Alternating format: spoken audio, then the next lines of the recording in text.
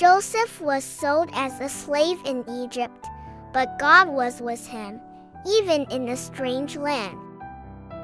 Joseph worked hard in Potiphar's house, and everything he touched turned out well.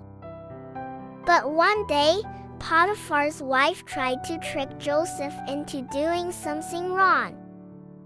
Joseph ran away, but she lied about him. Potiphar believed her and sent Joseph to prison. But even in prison, God was with Joseph.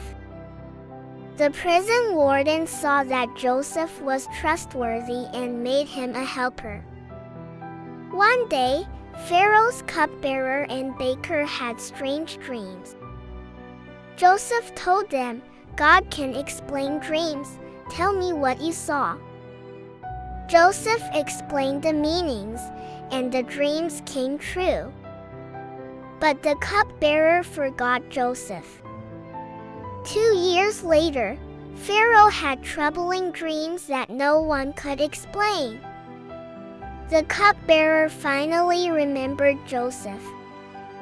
Joseph stood before Pharaoh and said, "God will tell you the meaning."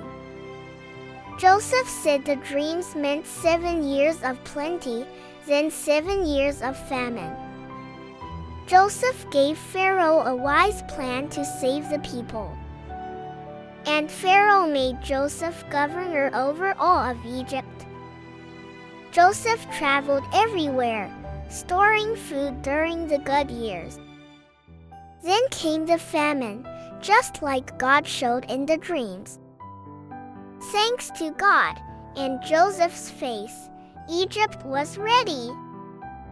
Joseph's story wasn't over yet, but God's plan was in motion.